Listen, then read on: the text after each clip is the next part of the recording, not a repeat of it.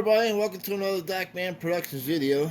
In this video, we'll be doing a follow-up on the Lionel 86ft auto parts boxcar.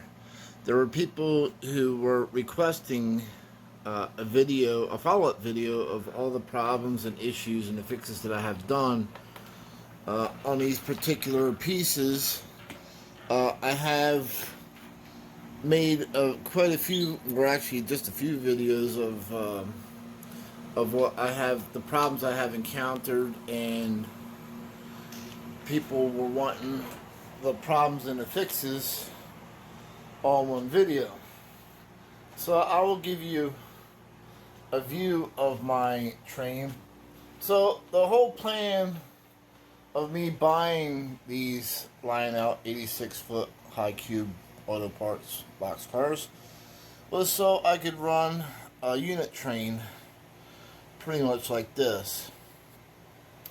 And I got the Lionel big blue train set, which comes with the SD60. No, it comes with the SD70. Sorry about that. It comes with the SD70 Mac. I bought an SD60M to go with it, and then I've added more 86-foot high cube boxcars, as you can see. This all took place roughly about 2 years ago. But as you guys realized, I ran into and encountered problems. So I will go over and review them problems and the fixes. And once again, disclaimer, everything that I'm going to talk about in this video is from my own experience and is my own opinion. So I wanted to get that out there. So when I first started considering buying the Lionel 86-foot boxcars, first I wanted to see what radius track or diameter track they recommended. On the Lionel site, they recommended minimum of 0.54, which my original layout was 0.54, and this horseshoe curve on Kinetic rail is all 0.54. So yes, the boxcar will run on 0.54 as long as it's by itself and not hooked up to a train. One of the first problems I encountered when I tried to run a short train of these on my 0.54 layout is when they run into an 0.54 curve like this.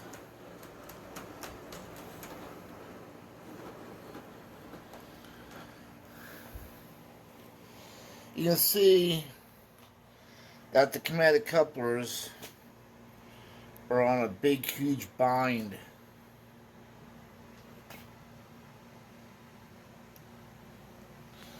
I wanted to give you guys an overview and an overshot of that. So this Lionel recommends 0.54 curves, but yet this is Gargrave's 0.54 track. And you can see the overhang is kind of horrible too, but I was willing to overlook that as long as they ran on 0.54. But I found out that once they got into an 0.54 curve, they would actually get fetched up and locked. So the Kinetic Couplers have this Y design, which is kind of cool because it does allow the rail car to go around some pretty sharp curves. The problem is that, as you see there, this part of the coupler is not long enough. So, and I'm trying to do this and not block the light. So as you can see, this tab right there will get fetched up and slide out. So as the train is coming into an 054 curve, like so, and then try to return, as you can see, it doesn't.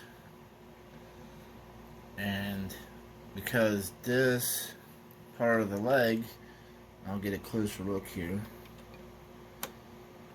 As you can see, it can slip out from under that plate there. And I would have had to flip the car upside down, push on that, and it would go back in. And I thought it was just a rare phenomenon, but it kept doing it over and over and over again.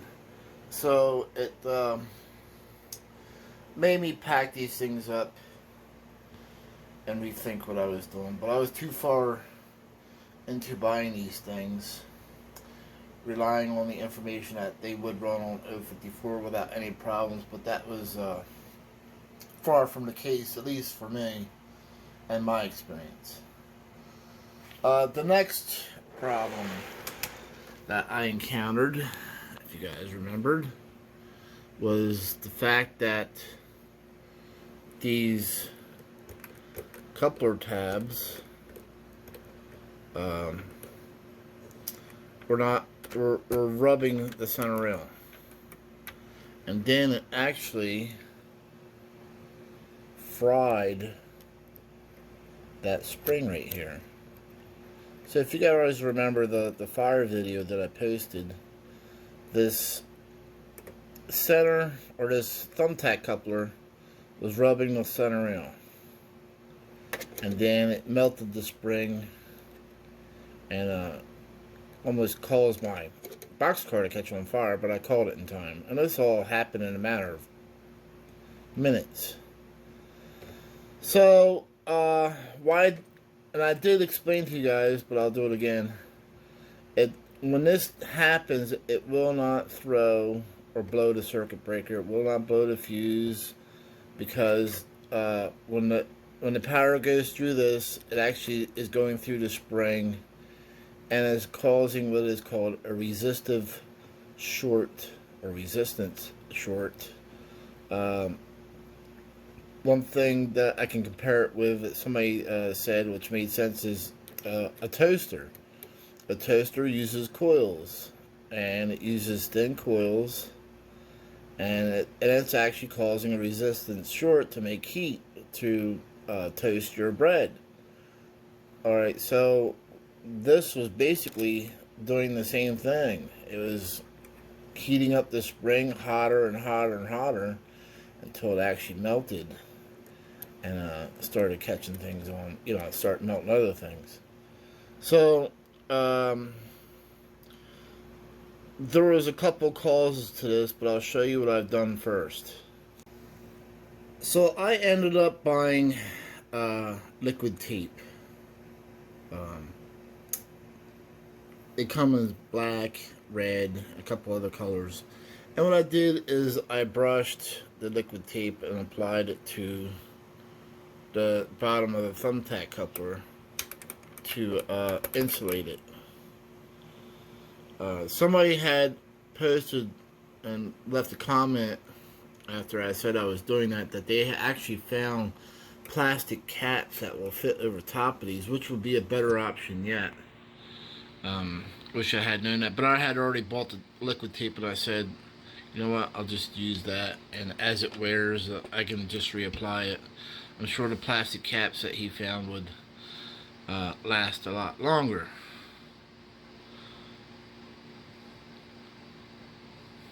Now, what was causing this is that these couplers would bounce up and down like so. If you look at the bottom of these 86-foot box cars, the frame actually sits down inside the body. Now, I've had these apart in one video. I have a video that I posted called How to Disassemble a Lionel 86-foot box car, because I was trying to fix this, and I figured why not show a video. But I was surprised that these bottom part, or the chassis itself, is relying on 4 pedestals to hold it in place, rather than the body itself. So that allows this body, if you see it there,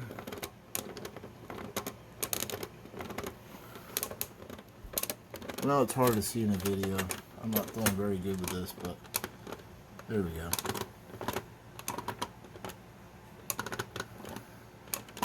As you see, because it sits inside and relies on Lionel, the body flexes as it's moving. Well, not the body, but the chassis. So the chassis is actually flexing like this, because, like I said, there's only it's flexing in the wave because there's only 4 pedestals that hold it in place, and I'll show you a clip of that here. There it is. There's the inside of the Lionel 86-foot boxcar. Ain't much to it. So as you can see from the video I made, screenshot, that this thing only has 4 points of contact. So it allows that bottom frame, the chassis, to wave like this and flex. And as it's doing so, it's causing these couplers to move up and down above the center rail, which I'll show you in a minute. From my understanding, I'm not going to name any names right now, but there was a hobby shop who said that Lionel was actually working on a plate, some kind of plate to stiffen up the chassis or the frame on these things. And so I did mention, hopefully, that they make it, you know, thick enough that it will also add weight, because once you get some of these on your layout, it starts derailing the first car. So as you can see, the thumbtack coupler, hopefully, let me get the car out there. So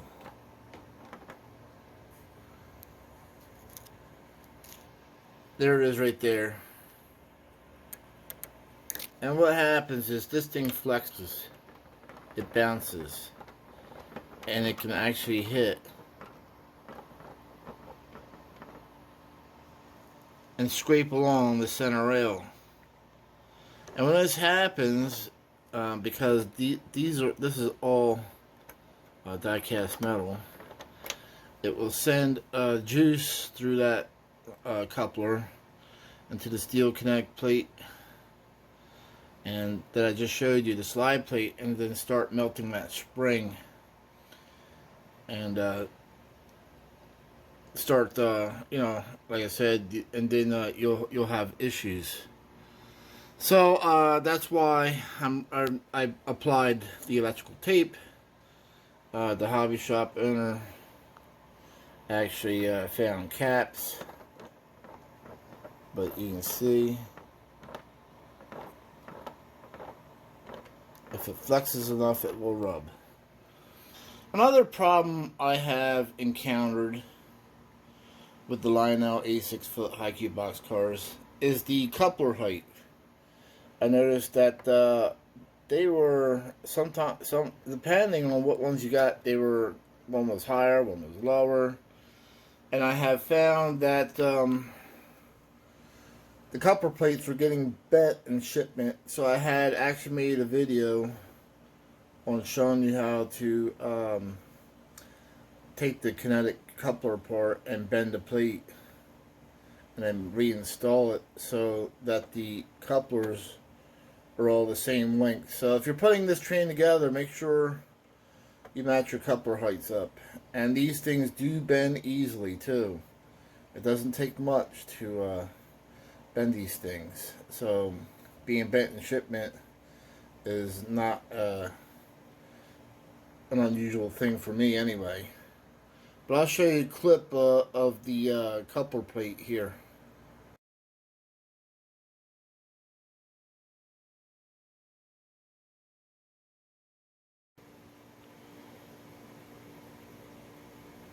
So somebody asked, why doesn't the Lionel 89-foot auto rack car have all these problems that the 86-foot box car does?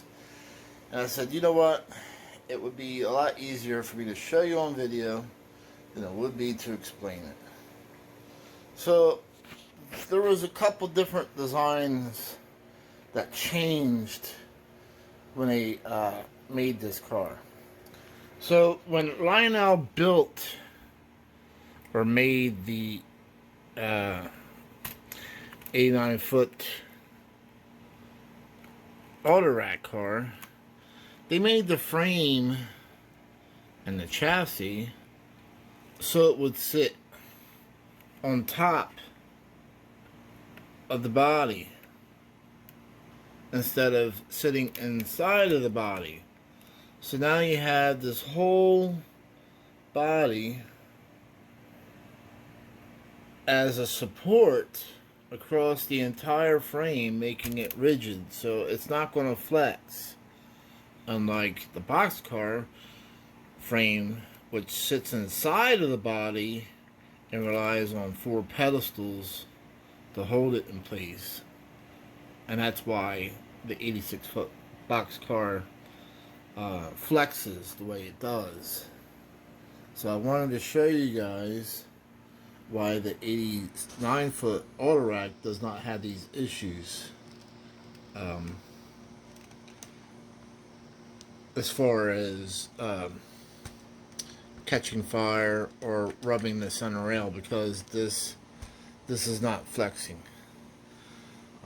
However, these are also rated for 054, I believe, but in my opinion, they won't run on it. It'll just cause you headaches, and just go to 072.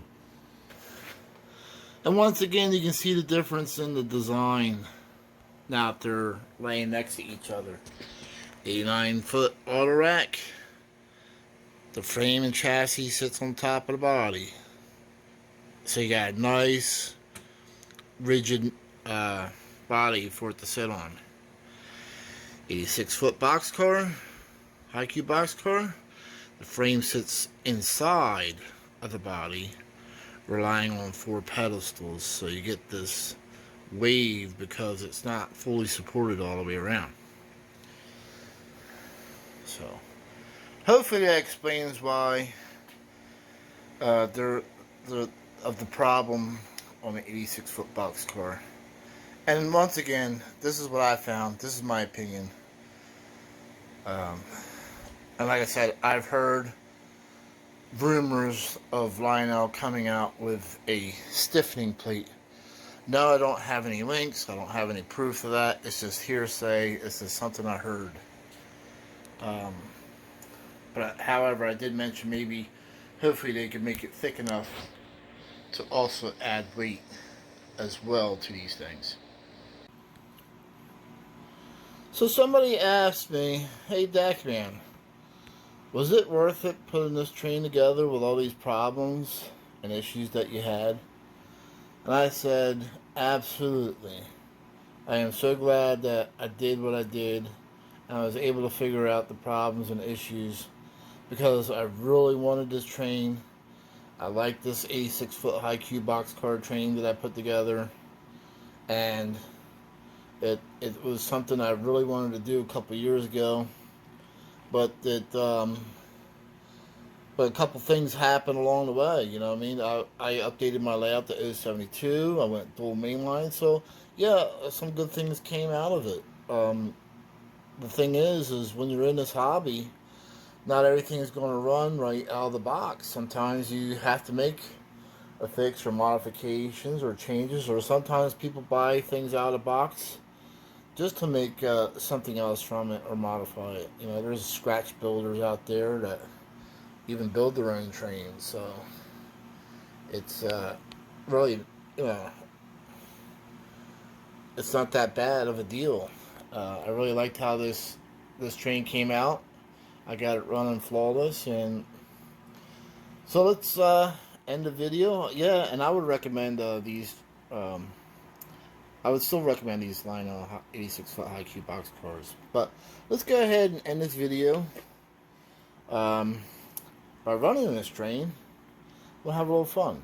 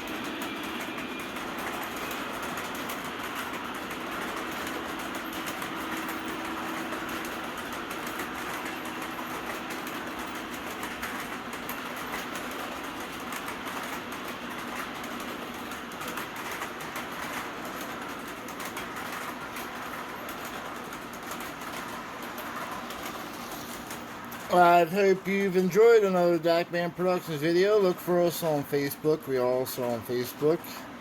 And hope to see you guys again soon. Thanks for watching.